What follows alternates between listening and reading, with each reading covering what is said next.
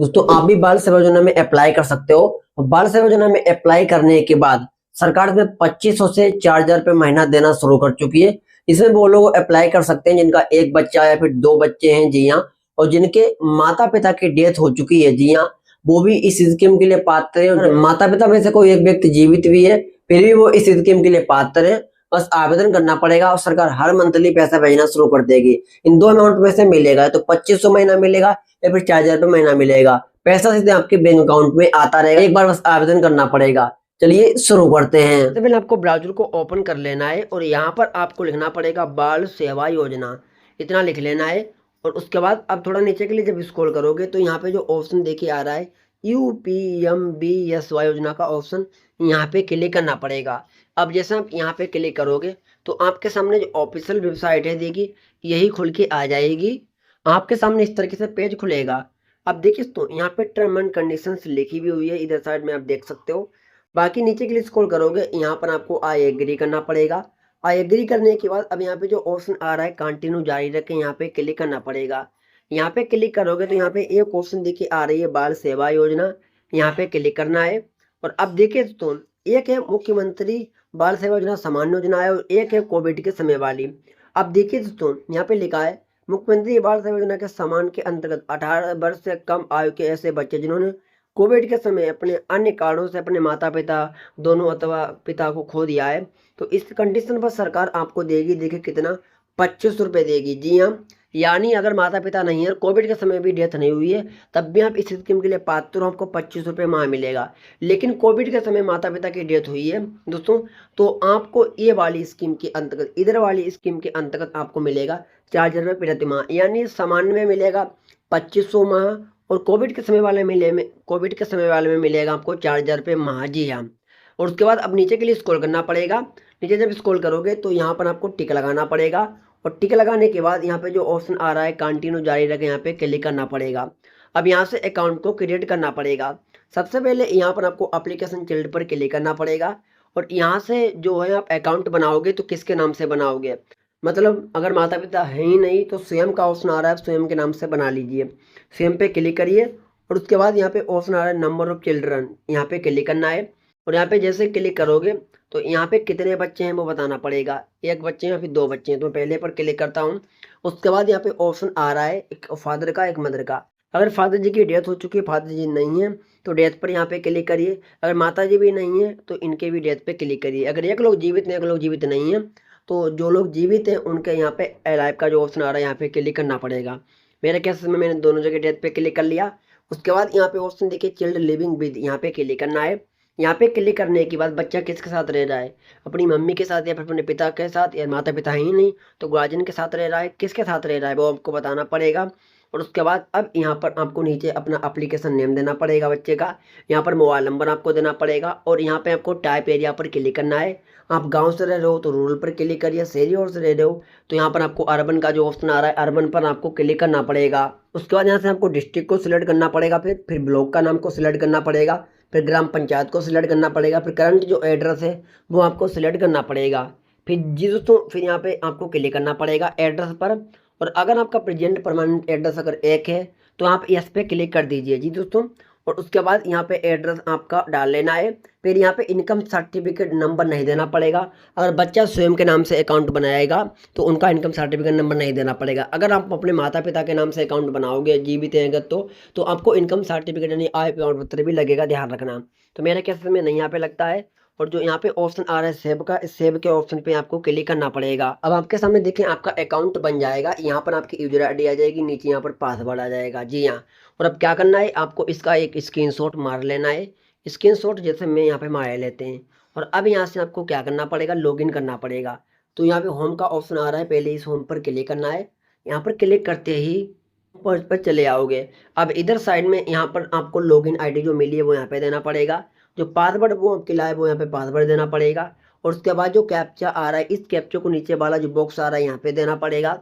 और यहाँ पे जो ऑप्शन देखिए आ रहा है लॉगिन का ऑप्शन, इस लॉगिन के ऑप्शन पे आपको क्लिक करना पड़ेगा। अब देखिए आपके सामने इस तरीके से फॉर्म खुल के आ जाएगा। इसी फॉर्म को आपको सही से भरना पड़ेगा। सबसे पहले यहाँ पे परिवार की स्थिति आपको बतानी पड़ेगी। यहाँ पे ऑप्शन आ रहा है बच्चे का बाल गिरह जो है पुनर्विवाह किया गया है, अगर किया गया है तो यस करिए, नहीं किया गया है तो नो पे क्लिक करिए।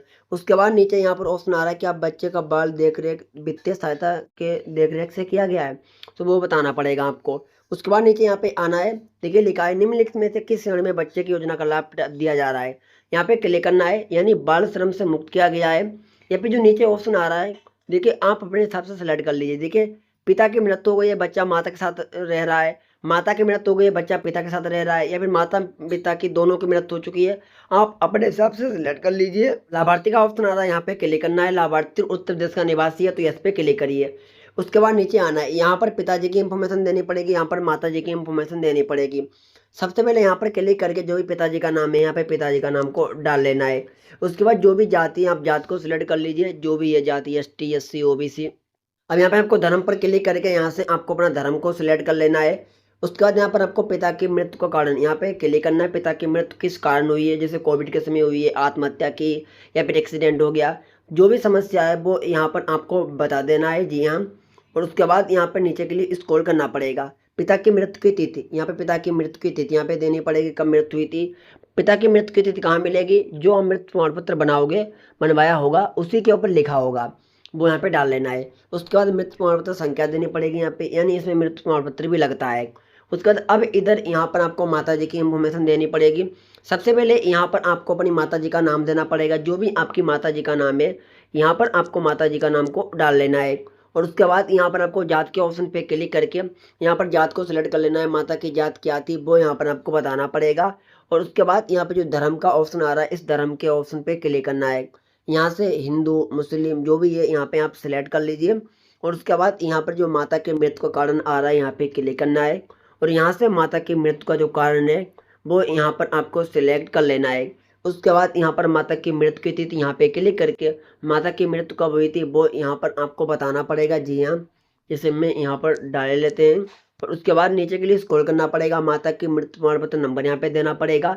अब नीचे के लिए स्क्रॉल करना पड़ेगा, पिता की मृत्यु का सर्टिफिकेट यानी जो मृत्यु प्रमाण पत्र है वो यहाँ पे अपलोड होगा, जिसकी साइज 50 KB से ऊपर नहीं होनी चाहिए, PNG या फिर JPG ही चलेगा। तो जो फाइल पे क्लिक करना है, और जहाँ पर भी आपका पड़ा हुआ है फाइल, यहाँ से फाइल को उठा लीजिए, जैसे मैंने क्लिक किया।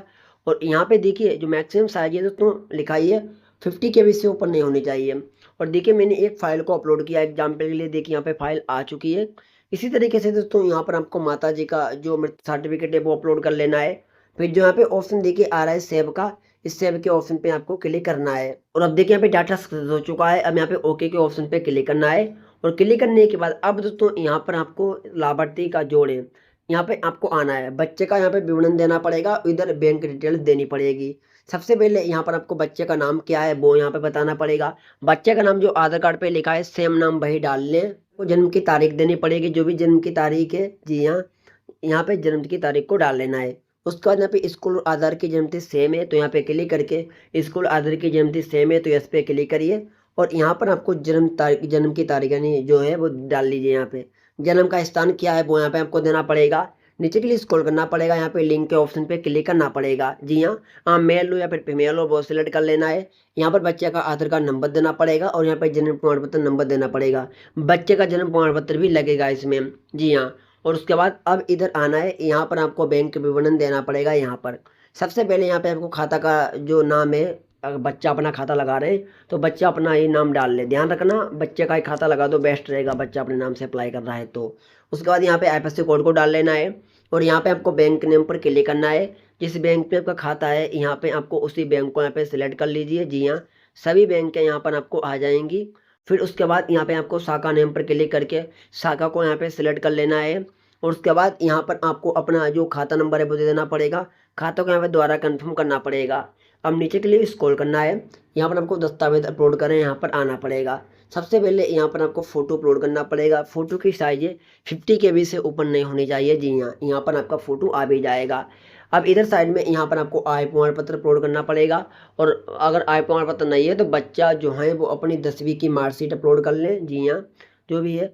और उसके बाद यहाँ पर आपका आ जाएगा। जी हाँ, उसके बाद नीचे के लिए स्क्रॉल करना पड़ेगा, यहाँ पर आपको बैंक पासबुक अपलोड करना पड़ेगा। ध्यान रखना साइज दिख जाएगी कि जो दस्तावेज आप अपलोड करोगे वो कितने साइज में अपलोड होगा, तो ये 100 KB से ऊपर नहीं होना चाहिए।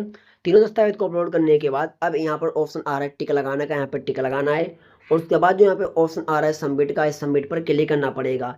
क्लिक करने के बाद दोस्तों जो है आपकी स्कीम अप्लाई हो जाएगी, जो बाल सेवा योजना है वो अप्लाई हो जाएगी। और उसके बाद दोस्तों आपको इंतजार करना पड़ेगा तकरीबन 2 से 3 महीने का। जी हाँ, फिर अगर आपने सही से स्कीम को अप्लाई किया होगा तो जो समाज कल्याण विभाग है वहाँ से आपका फॉर्म अप्रूवल हो जाएगा। और उसके बाद दोस्तों जो खाता आपने लगाया है उसी खाते में सरकार के द्वारा आपका पैसा आना स्टार्ट हो जाएगा। जी हाँ, ध्यान रखना जो आप खाता लगाओगे वो खाता आधार कार्ड से लिंक होना चाहिए।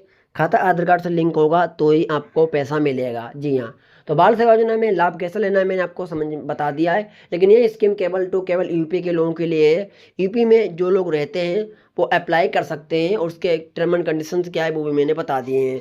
तो अगर जानकारी अच्छी लगी हो तो प्लीज़ वीडियो को लाइक करना।